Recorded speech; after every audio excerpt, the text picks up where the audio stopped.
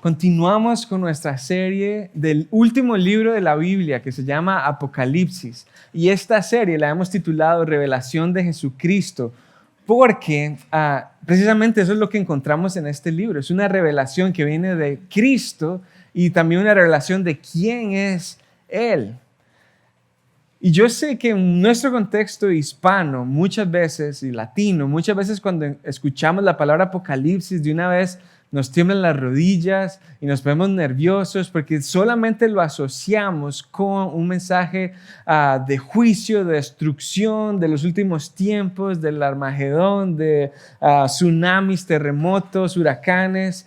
Y aunque sí hay advertencia y hay un juicio en todo el texto que encontramos en Apocalipsis, el tema principal, lo vamos a ver durante estas 16 semanas, es un mensaje de esperanza, un mensaje de ánimo para la iglesia, un mensaje de esperanza y ánimo para que la iglesia permanezca firme en el Señor, para que la iglesia no ceda ante las corrientes del mundo, no ceda ante el imperio que reina en esta tierra, sino que pueda perseverar en Cristo.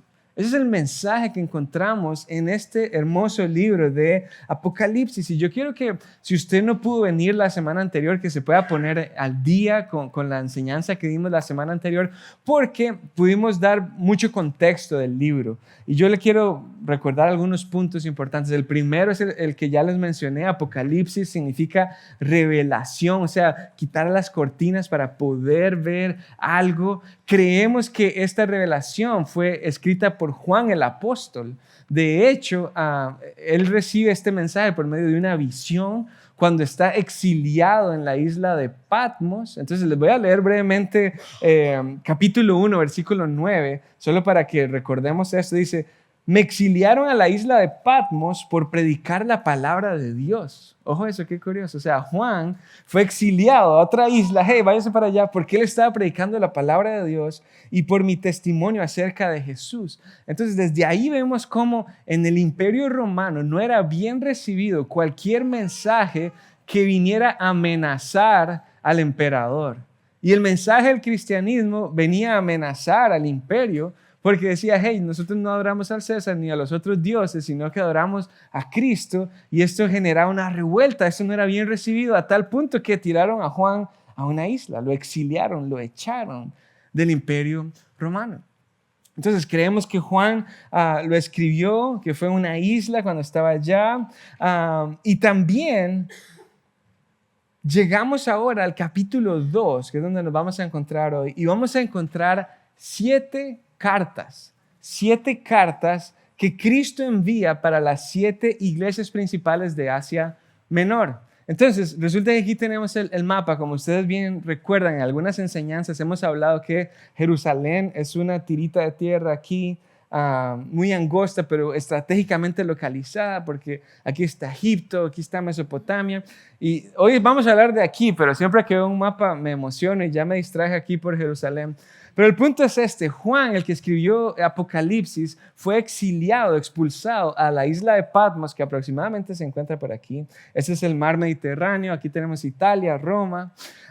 Y resulta que entonces Cristo, por medio de una visión, le comunica 7 mensajes, 7 cartas distintas a 7 iglesias. Estas 7 iglesias no son las únicas iglesias que existían en Turquía. Esto es lo que en el mundo moderno se conoce como Turquía, pero eran 7 iglesias importantes. Y a la vez recuerden que el número 7 en esta literatura apocalíptica también simboliza la totalidad de las iglesias. Entonces hay un mensaje específico para cada una de estas iglesias, porque es una iglesia real, una iglesia que existió, que tenía circunstancias distintas entre sí, circunstancias unas retadoras, otras estaban en abundancia, unas en pobreza, unas en riquezas. Entonces había un mensaje específico para cada una de estas iglesias, pero a la vez este mensaje específico en su combinación es también un mensaje para la totalidad de las iglesias, para la iglesia universal, la iglesia a lo largo de la historia, por generaciones en todo tiempo. O sea, un mensaje también para usted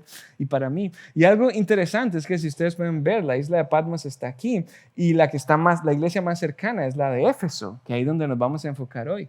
el mensaje a la iglesia de Éfeso. Y después, este libro está tan organizado y tan bien pensado que el mensaje de las iglesias se va dando como un mensajero hubiese dado esos mensajes. ¿Cómo así? Hay un caminito de Éfeso, Esmirna, Pérgamo, Tiatira, Sardis, Filadelfia y la Odisea. Entonces, durante esta semana vamos a estar estudiando estas cartas y hoy vamos a empezar con la iglesia de Éfeso. Vamos a darnos cuenta también que estas cartas tienen una estructura muy similar. Primeramente, hay una descripción del emisor, de quién manda esta carta, este mensaje, que es Cristo. Entonces vamos a ver una descripción del que manda el mensaje. Después vamos a ver una descripción de la iglesia. ¿Cómo una descripción de la iglesia? Vamos a ver cosas buenas que está haciendo la iglesia y Jesús mismo va a elogiar estos esfuerzos, estas virtudes de la iglesia, pero también vamos a ver cosas negativas de la iglesia. Entonces vamos a encontrar una exhortación, una confrontación para lo que la iglesia está floja o lo que está renqueando y un llamado al arrepentimiento para que vuelvan a Cristo y si permanecen en Cristo van a encontrar una recompensa. Entonces es una carta relativamente normal. ¿Quién la envía? ¿A quién la envía? ¿Qué está bien? ¿Qué está mal? Una confrontación y una promesa que les espera si permanecen firmes en Cristo. Entonces, es el contexto de una carta y ahora vamos a iniciar con el versículo 1 que encontramos en el capítulo 2 de Apocalipsis. Dice, escribe esta carta al ángel de la iglesia de Éfeso. Este es el mensaje de aquel que tiene las 7 estrellas en la mano derecha, del que camina en medio de los 7 candelabros de oro. Entonces, en el capítulo 1 encontramos de parte de quién viene este mensaje. Viene de parte de aquel, y encontramos 2 descripciones. Aquel que tiene las 7 estrellas en su mano derecha y aquel también que camina en medio de los 7 candelabros de oro. Hay 2 descripciones aquí que contrastan un poquito entre sí. La idea de tener las 7 estrellas en la mano derecha nos habla de autoridad.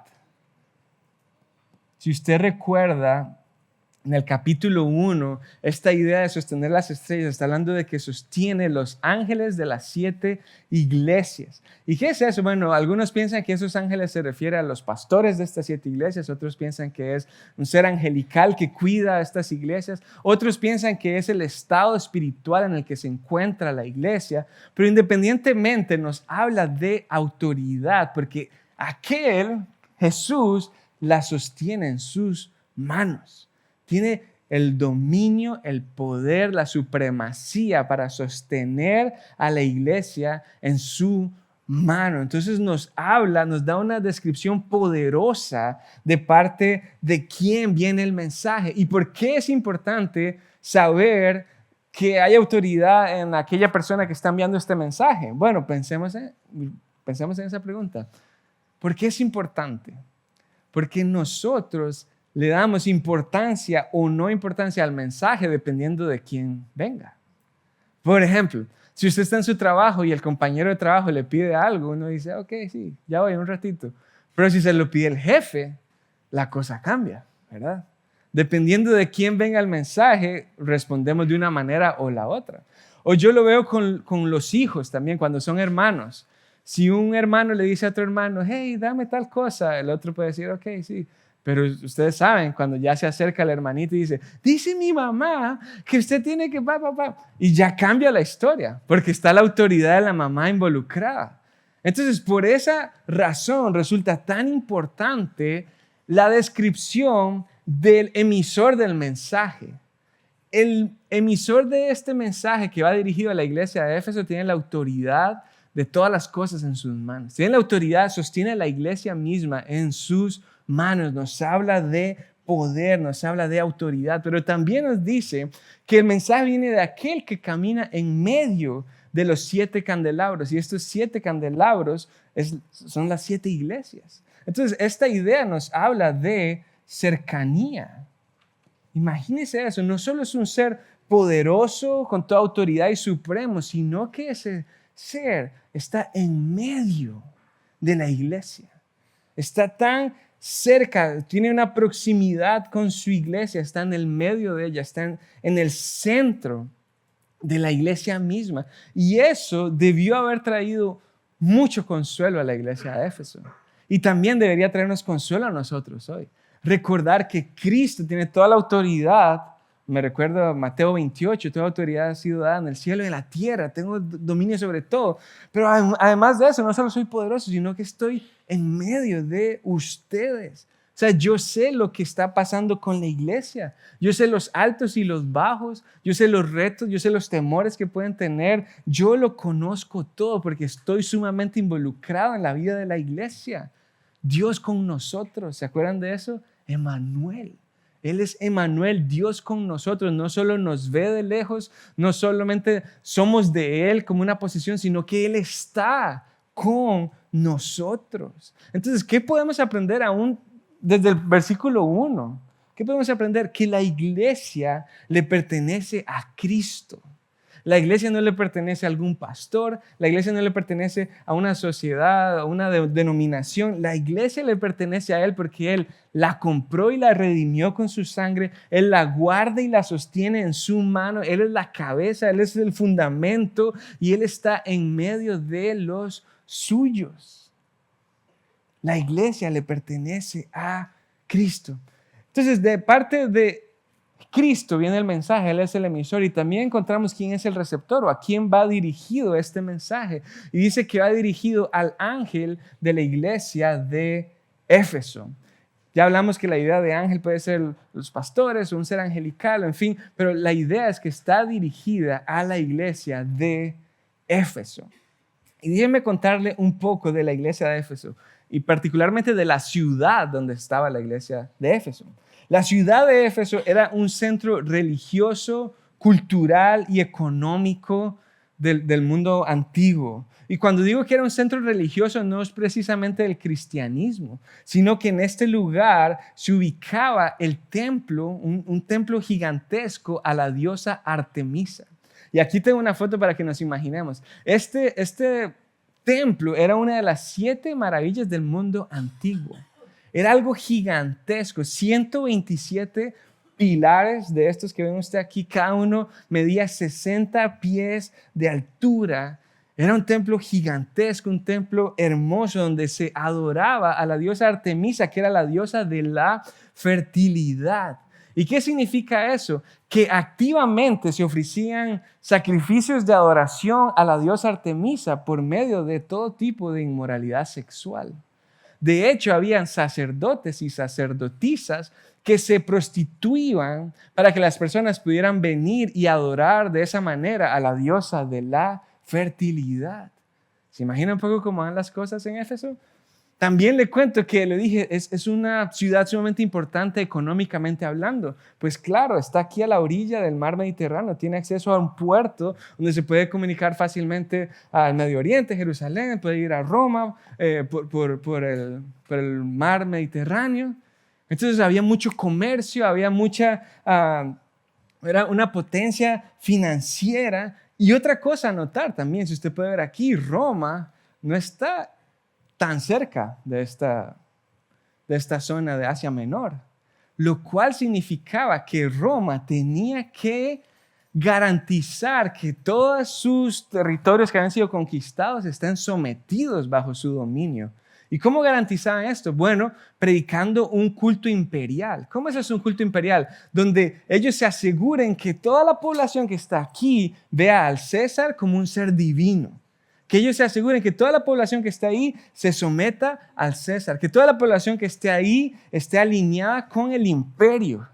Entonces pónganse a pensar ustedes de ya, ¿cómo sería ser cristiano, vivir una fe en un lugar donde estamos recibiendo una corriente de adoctrinamiento de parte de Roma, donde quieren que yo fije mi mirada en el César y lo adore a él, y encima de eso vivo en un lugar con una inmoralidad sexual sin límites, donde el comercio aún de este templo puede ser que beneficie al vecino? Entonces tengo un vecino que trabaja aquí, y cómo en medio de eso yo vivo mi fe cristiana.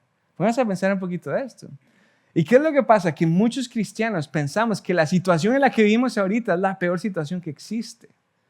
Y aunque sí hay muchos retos y sí es difícil, y sí criar a los niños en esta generación es algo sumamente complicado y una gran responsabilidad, pero a lo largo de la historia, los cristianos han vivido por todo tipo de opresión, por todo tipo de corrientes de pensamientos que van en contra de la verdad del Evangelio.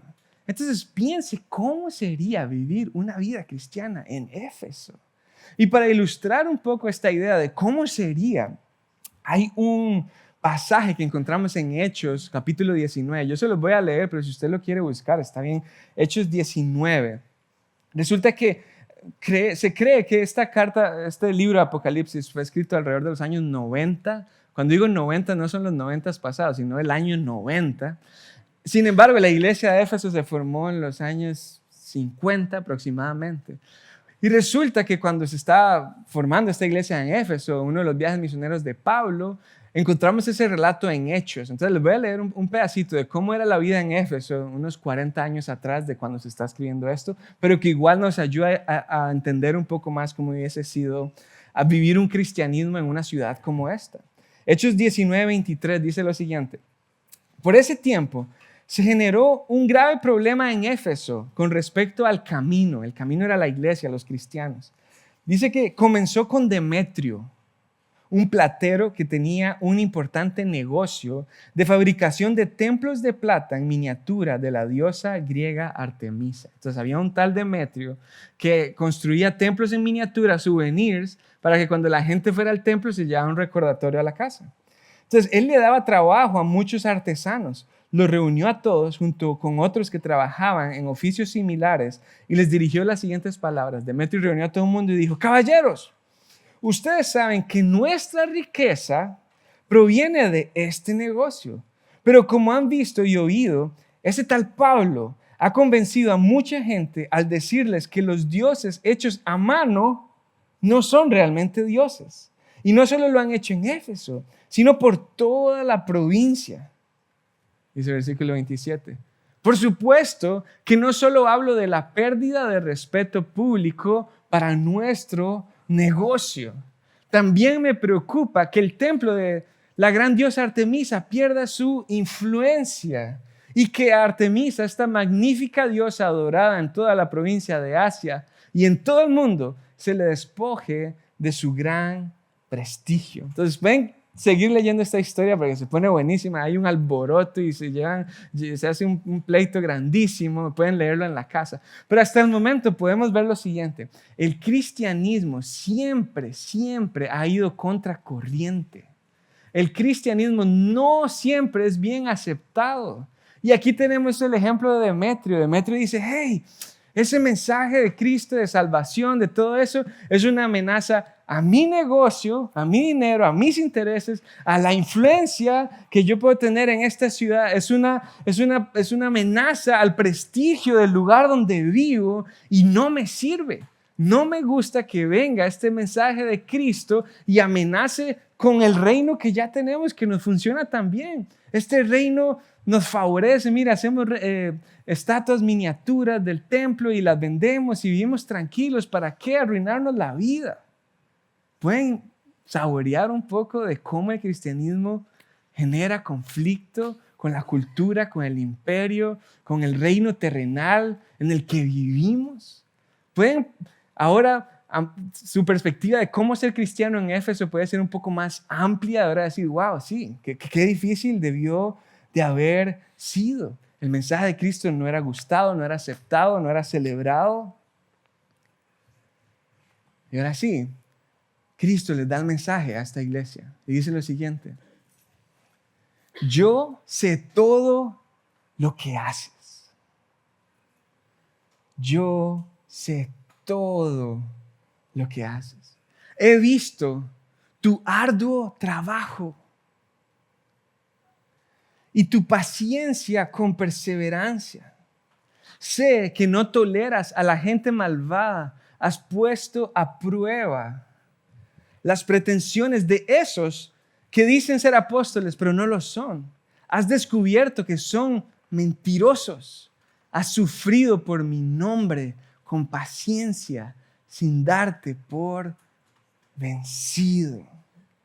Yo sé todo lo que haces, le dice Jesús a la iglesia de Éfeso. No hay nada que ellos hayan hecho, no hay nada que ellos hayan experimentado que haya pasado desapercibido, porque yo lo sé todo. Yo sé tu trabajo duro, yo sé tu perseverancia al aguantar, al ser paciente, al aguantar aún el sufrimiento. Yo sé todo eso. Y también yo sé que ustedes son celosos por la verdad que les he confiado y por eso ponen a prueba a los mentirosos, a los que traen falsos mensajes. Yo todo lo sé, yo todo lo veo. ¿Ustedes pueden imaginar lo que estas palabras significaron para la iglesia de Éfeso? El consuelo que pudieron recibir al recordar que Jesús estaba caminando entre los candelabros, que Jesús sabía lo que ellos estaban experimentando, que Jesús no estaba lejos, que Jesús no se había olvidado de ellos, que Jesús no los había dejado, que Jesús lo ve todo. Este es un mensaje que está diciendo: hey, iglesia de Éfeso, yo sé que ustedes están jugando en un terreno de juego de visita. La afición no está con ustedes. Yo sé que las condiciones son adversas. Yo sé que ustedes van nadando contra marea. Yo lo sé eso. ¿Y saben qué les quiero decir? Los sacrificios que han vivido y el precio que han pagado no pasa desapercibido. Porque el que sostiene las estrellas en su mano está viendo esa perseverancia, ese arduo trabajo, ese celo por la verdad, y Él los ha acompañado en todo el proceso y va a continuar con ustedes para siempre. ¿Pueden experimentar y saborear un poco del consuelo que ellos pudieron haber experimentado? Y lo mismo aplica para nosotros hoy. Él lo sabe todo. Él lo ve todo. Y esto tiene dos caras, esa moneda. Tiene una cara de consuelo, pero también tiene una cara de confrontación. ¿Por qué? Porque trae consuelo el saber que Dios lo ve todo, sí. Te quiero decir, Él ve las noches que pasas orando, aun cuando nadie en la iglesia se da cuenta. Sí, Él ve la manera que amas a tu vecino o sirves a los demás, aun cuando nadie está tomándote fotos. Él todo eso lo ve. Él sabe la injusticia que has experimentado, Él sabe la discriminación, Él sabe todo, y por eso te debería dar consuelo recordar que Él lo ve todo. Pero también, si le das vuelta a la moneda o a la tortilla, eso también nos trae confrontación y juicio. Dios lo ve todo. Ve el pecado que crees que está oculto. Ve las cosas que nadie más sabe de ti. Ve las cosas que tal vez crees que estás metiendo debajo de la alfombra y ya.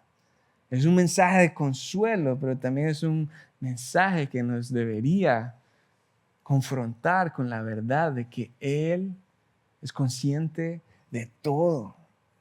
Y ahora, aunque el mensaje que viene a la iglesia de Éfeso hasta el momento es de elogio, donde podemos ver, hey, qué duro que trabajan. Hey, cómo aguantan con paciencia y perseverancia. Hey, cómo son celosos por la verdad. No vayamos nosotros tan rápido a recibir ese elogio, porque esa carta no fue escrita para describir cómo nosotros vivimos. Más bien, pongámonos a pensar si esos elogios también nos describen a nosotros. Empecemos por el primero: arduo trabajo. Yo sé, cuando estoy aquí y los veo a ustedes a los ojos, yo sé que esta iglesia está llena de trabajadores duros, que trabajan duro de sol a sol, que no le tienen miedo al trabajo. Eso no me queda la menor duda. Pero no sé si trabajas duro para el Señor, o si solo trabajas duro para tu negocio, o si solo trabajas duro para lo que te conviene, como Demetrio. Demetrio trabajaba duro en su negocio y lo defendía. ¿Será que esta descripción de la iglesia de Éfeso también nos describe a nosotros? Porque yo sé que hay muchos aquí que sí. Muchos aquí que dan su vida al servicio del Señor, y no solo en la iglesia, sino fuera de la iglesia, y están siempre pensando a quién llevarle sopa, a quién llevarle comidita, a quién llamar para saludar cómo está, a quién confrontar por cosas que están haciendo mal, yo sé, pero también hay muchos aquí que más bien no trabajan duro en la obra del Señor porque están trabajando duro en otro lado. Yo sé que hay muchos aquí que tienen más de una excusa para venir a alguna actividad de la iglesia porque está muy cansado, porque trabajó duro en otro lugar. Yo sé que hay muchos aquí que no están dispuestos a trabajar duro ni siquiera para levantarse temprano y llegar a tiempo a la iglesia. Yo sé que hay muchos aquí que les sobran las excusas porque esto es algo que no los caracteriza. Entonces te quiero animar a que des un paso para servir al Señor, para no vivir para ti mismo, sino que esto puede ser algo que nos describa. La segunda idea es esta de sufrir con paciencia, aguantar con perseverancia.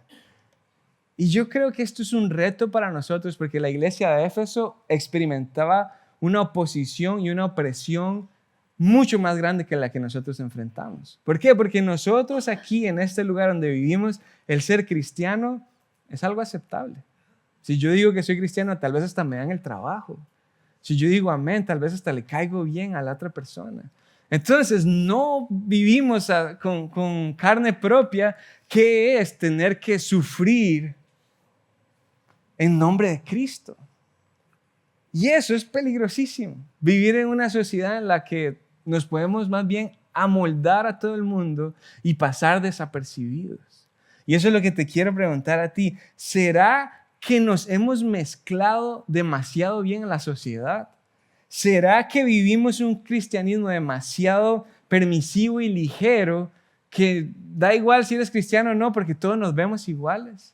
Todos hablamos igual, todos nos vestimos de la misma manera, todos bromeamos con las mismas bromas, todos pensamos lo mismo, todos utilizamos el dinero de la misma manera y dejamos de ser la sal del mundo porque ya somos de los mismos, no importa si eres o no eres. ¿Será que somos caracterizados por perseverar, por aguantar con paciencia en un mundo que vive contracorriente? Y la tercera idea es esta de tener celo por la verdad. La iglesia de Éfeso había puesto a prueba a los que decían ser apóstoles, pero que eran mentirosos porque ellos protegían la verdad. Y aquí hay una palabra interesante, dice que no toleras. La idea de tolerar es permitir algo que no es lícito. O sea, la iglesia de Éfeso no permitía cosas que no estaban bien. La iglesia de Éfeso hablaba las cosas como son, no se hacía de la vista gorda con las cosas. No veía las sacerdotisas prostituirse en el templo y decía, bueno, allá ellas, yo no me meto en eso.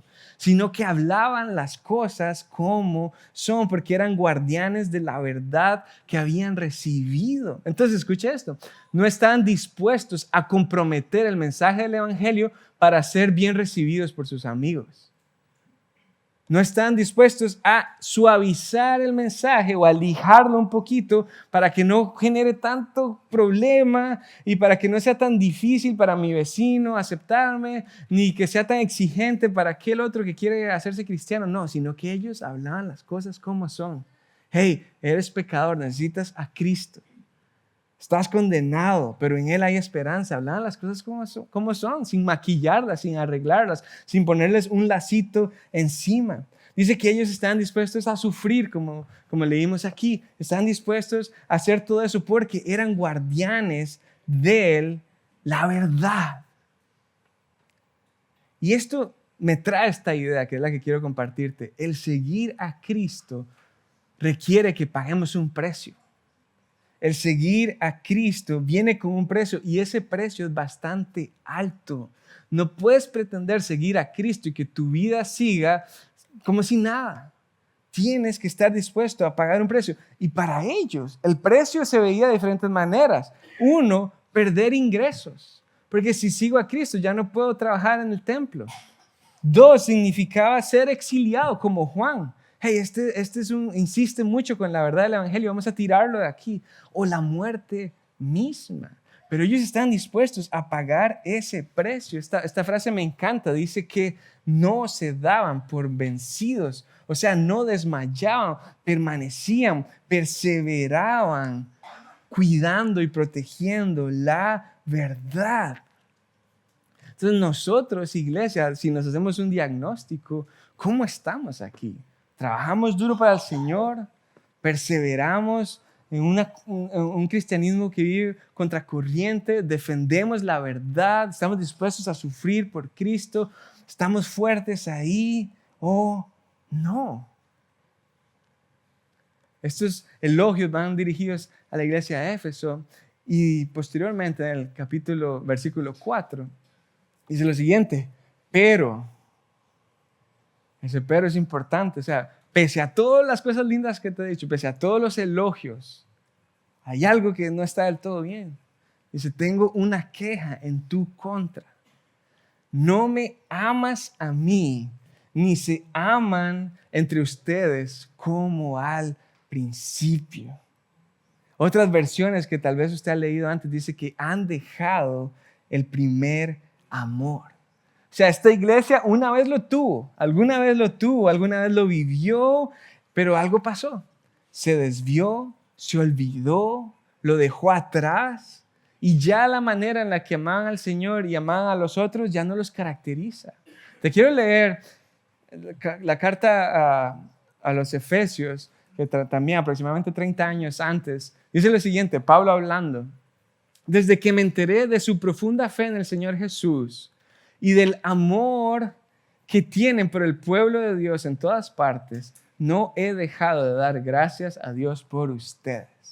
O sea, lo que alguna vez los caracterizaba, lo que alguna vez fue alabado de ellos, la manera en la que se amaban, ahora más bien están siendo confrontados por la ausencia de ese amor. ¿Pueden ver eso? O sea, por la fe que tenían en Cristo, se desbordaba en ellos un amor que iba para Dios primeramente y que iba también para el pueblo. Y eso era algo impresionante. Y Pablo decía, wow, cuando pienso en eso, solo le doy gracias a Dios por el amor que ustedes tienen. 30 años después, tengo una queja, dice Jesús. No me aman a mí, ni se aman entre ustedes. ¿Cómo puede ser posible que una iglesia que trabaja duro, que una iglesia que defiende la verdad, o sea, que tiene sana doctrina, que una iglesia que está dispuesta a sufrir por el nombre de Cristo, que está dispuesta a perseverar, a hacer todo lo correcto, cómo puede ser que una iglesia así no tenga amor? Pónganse a pensar en eso. Pues parece que la iglesia de Éfeso, de afuera, se ve perfecta, se ve radiante, hacen todo lo correcto, probablemente marcaban todos los checks de una iglesia saludable, tenían buena doctrina, etcétera, pero se había enfriado su amor. Se había enfriado su amor. ¿Hay algún otro ejemplo que esto traiga un poquito, que resuene en nuestra mente? De alguien que hace todo lo correcto, que es muy disciplinado, pero que no honra a Dios. A mí se me viene a la mente los fariseos. Los fariseos eran celosos como ellos solos eran. Todo era moral y éticamente correcto, eran disciplinados, trabajaban durísimo, pero ellos mismos crucificaron a Cristo.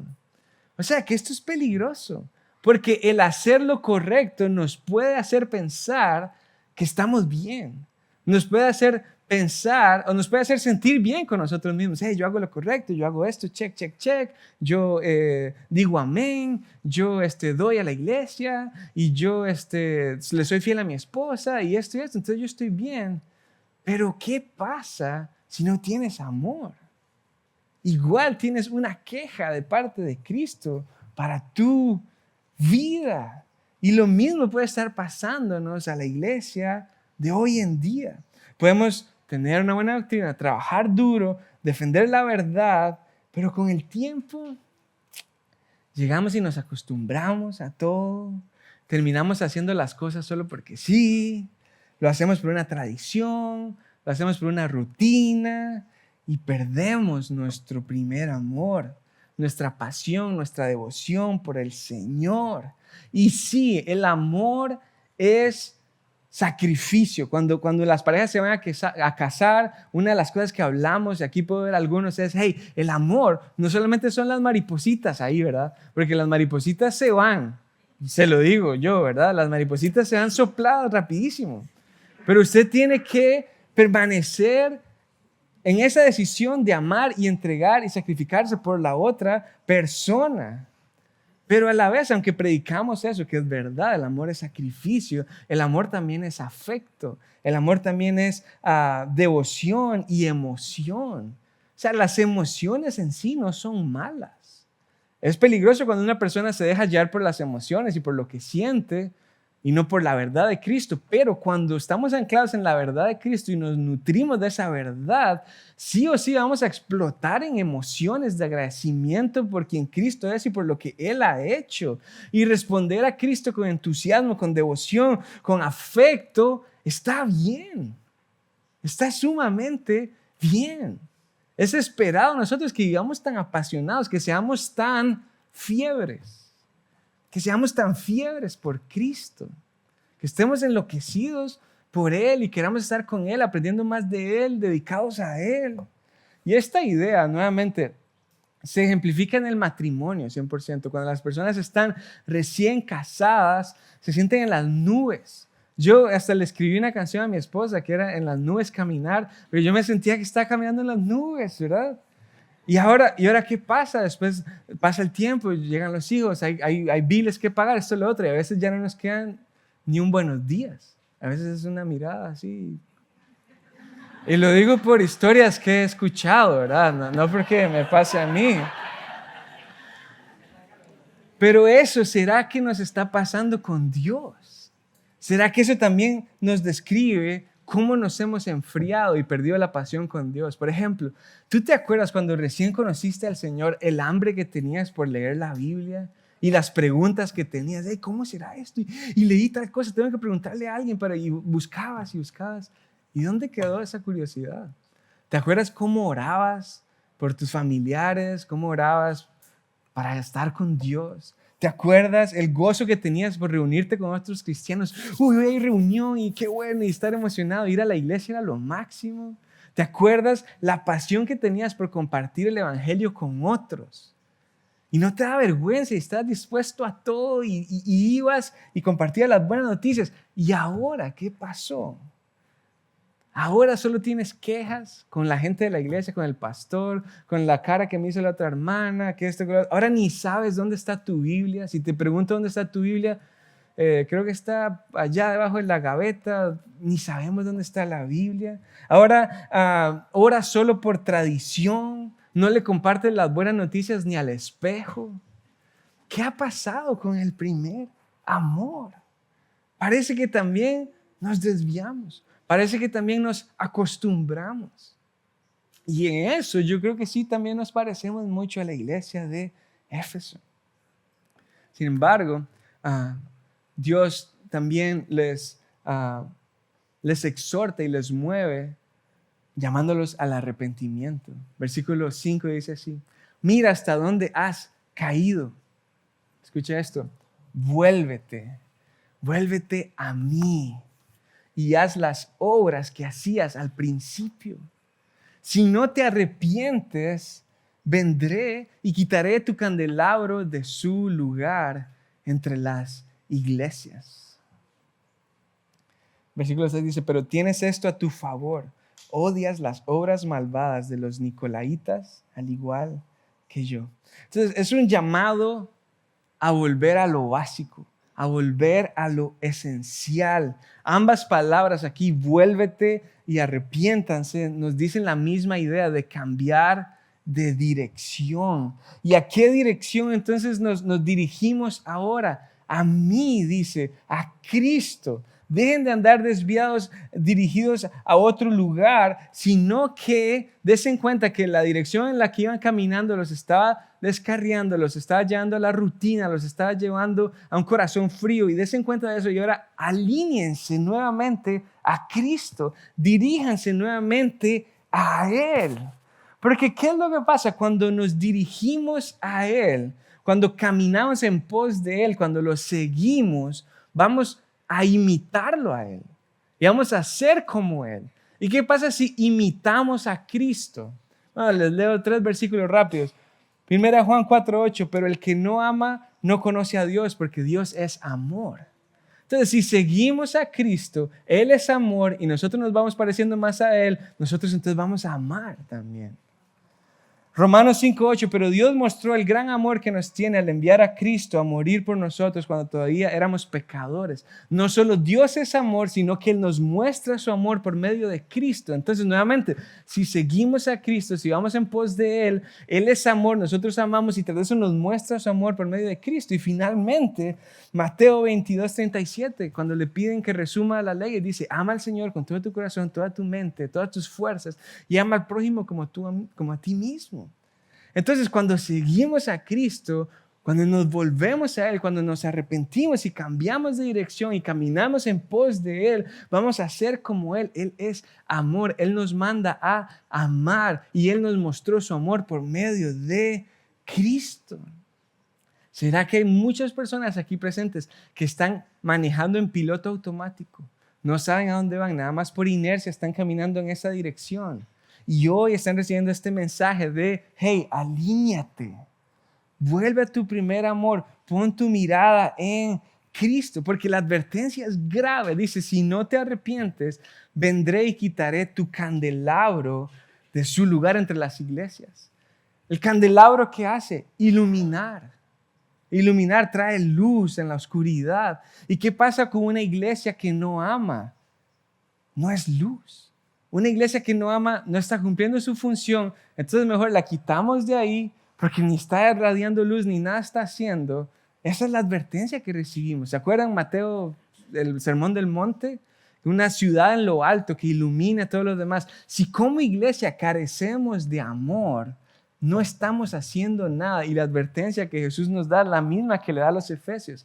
Arrepiéntanse, si no están cumpliendo su misión de representarme a mí, a las naciones, de hacer discípulos por medio del amor que yo les mostré a ustedes. Ahora ustedes muestren el amor a los demás y si no lo están haciendo, los quito de ahí porque de todos modos nada están haciendo. ¿Pueden ver qué grave es esto? Ser una iglesia vacía, hueca, legalista, que hace las cosas por disciplina nada más, que tiene una sana doctrina y alardea de eso, pero que no tiene amor. Y algo que me parece interesante es que hay elogios, después está esta confrontación y después hay un poquitito de elogio abajo también, porque el versículo 6 habla de que ellos odian las obras malvadas de los nicolaitas. Y esos nicolaitas, vamos a hablar más de ellos en las otras cartas porque se menciona en otra iglesia, pero básicamente eran personas que decían lo siguiente, hey, viva su cristianismo, pero a la vez no le llegue tanta bronca a los otros que trabajan en el templo de Artemisa y quieren también participar de la inmoralidad sexual. Déjelos tranquilos. Es más, si usted quiere participar, participe también. Básicamente mensajes que buscaban ablandar el evangelio, que buscaban ser aceptados, que buscaban modernizar las escrituras para calzar y para el beneficio propio. Y los efesios no caían en eso.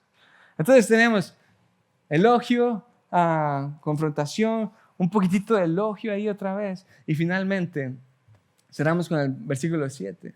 Dice, todo el que tenga oídos para oír, debe escuchar al Espíritu y entender lo que Él dice a las iglesias.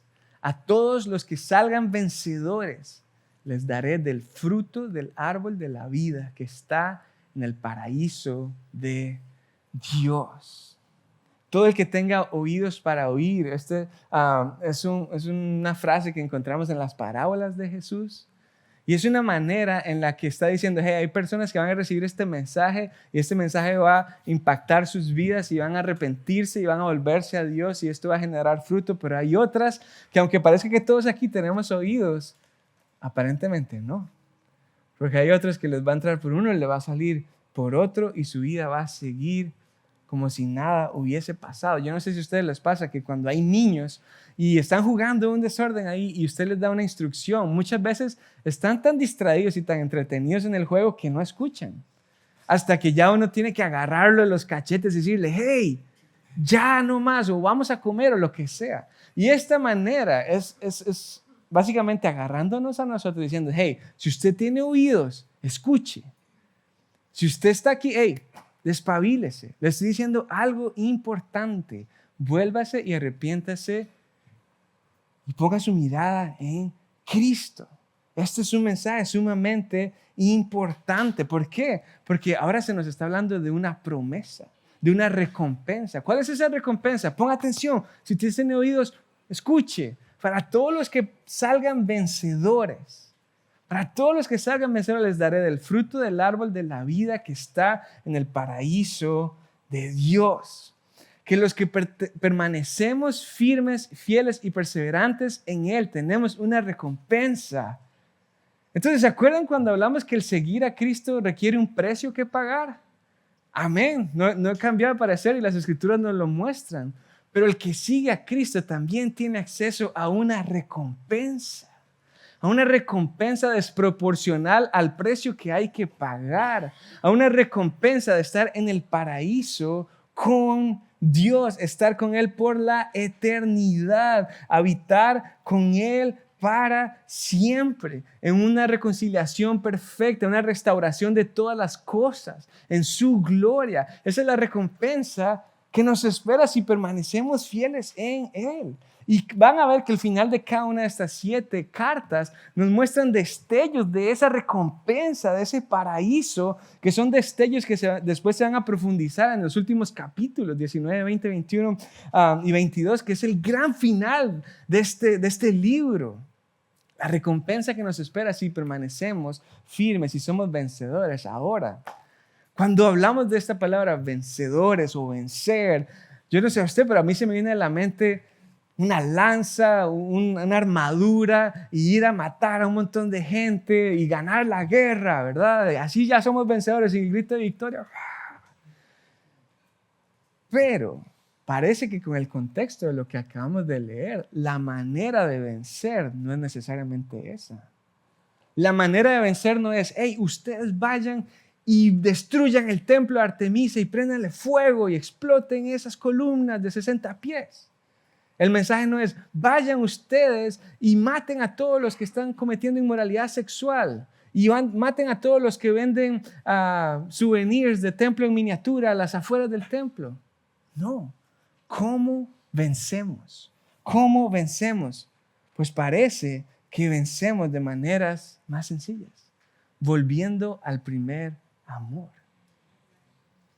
Estando con Dios con emoción, con entusiasmo, amando y sirviendo a los demás. De esa manera estamos venciendo, viviendo en asombro por la gracia que hemos recibido de Él y que esa emoción impregne y se esparza con los que nos rodean. Vencemos cuando compartimos el Evangelio. Vencemos cuando no nos amoldamos al imperio en el que vivimos, al reino terrenal en el que estamos. De esa manera vencemos. Y cuando vencemos de esa manera, estamos también imitando a Cristo. Pues Cristo no vino y venció al destruir al César, ni armó una revuelta, sino que ¿cómo venció? Dando su vida en la cruz. La obra de servicio, de misericordia y de gracia más grande que haya existido. De esa manera derrotó a la muerte y de esa manera nos está invitando a nosotros a vencer, al permanecer firmes, amando a Dios y amando a los demás. Entonces, después de esta carta, déjame terminar resumiendo un poco lo que está recibiendo la iglesia de Éfeso y lo que nosotros también podemos apropiarnos y recibir e identificarnos con ellos. Encontramos aquí 2 advertencias. Una es una advertencia política y la otra es una advertencia a nuestra devoción.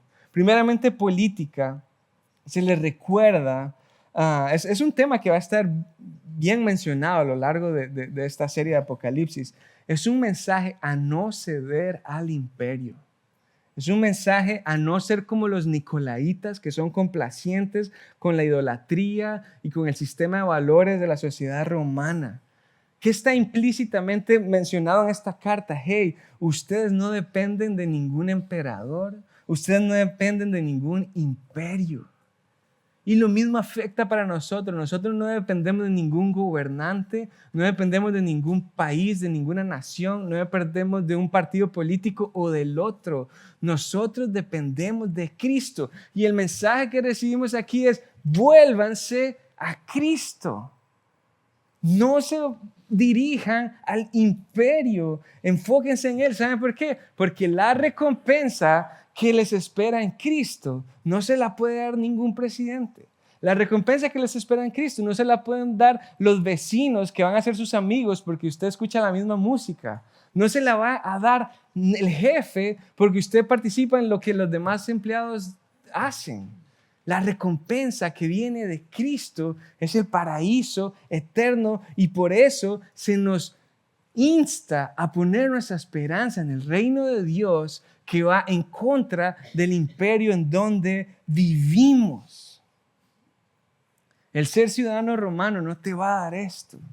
Pon tu mirada en Cristo. Y la segunda advertencia es una advertencia a nuestra devoción, a nuestro amor, a nuestra pasión. Jesús en esta carta habla de volver al principio 2 veces. ¿Y qué es esta idea de volver al principio? Que cuando recién conocemos a Cristo, somos unos fiebres, como hablé ahora. Somos fiebres y queremos leer todo y queremos estar con Él y queremos compartir las buenas nuevas, pero después nos creemos tan pro, nos creemos tan experimentados, nos creemos ya de una categoría tan superior que creemos que el ser fiebre y apasionado es para los pollitos nuevos. Para ellos sí, pero yo estoy exento de eso. Y yo digo, a la luz de lo que acabamos de leer, ojalá todos aquí fuéramos tan fiebres por Cristo como los pollitos nuevos.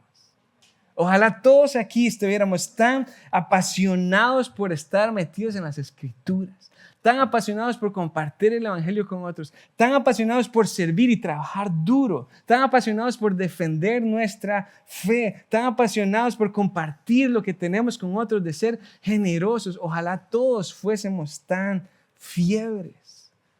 Pero en lugar de eso, muchos somos tan fríos por la necesidad de los demás, estamos tan distraídos, vemos el cristianismo como un cheque que hay que marcar también. Entonces el mensaje es: recordemos, necesitamos una sana doctrina y aferrarnos a la verdad, sí. Pero además de eso, eso también tiene que verse reflejado en una pasión y en un amor intencional e intenso por nuestro Salvador. Amarlo a Él en la manera que lo obedecemos y servimos, y amar a los demás para obedecer ese gran mandato que Él nos ha dado. Que Dios nos aleje del legalismo y del activismo y de lo que hacemos para Él, sino que recordemos que todo eso lo hacemos como el flujo del amor que hemos recibido. Ahora se lo devolvemos a Él en adoración, en servicio y a las personas que nos rodean. Oremos juntos. Padre, te doy gracias por este mensaje que nos das. Gracias por la confrontación de que muchos de nosotros hemos puesto nuestra mirada en otras cosas que este reino nos ofrece. Hemos puesto nuestra mirada en nuestra conveniencia, hemos puesto nuestra mirada en lo que piensan los demás. Y gracias porque tú hoy nos recuerdas que tú lo ves todo. Tú lo ves todo. Padre, te pido que podamos volver al principio, a lo básico, a estar apasionados y fiebres por tu evangelio, por tu persona. No queremos vivir para nosotros mismos, queremos vivir para ti. Te amamos, Jesús, y te damos gracias porque también nos recuerdas que tú estás en medio de tu iglesia, que tú nos conoces, que tú ves todo y que podemos confiar plenamente en ti. Oramos esto en tu nombre.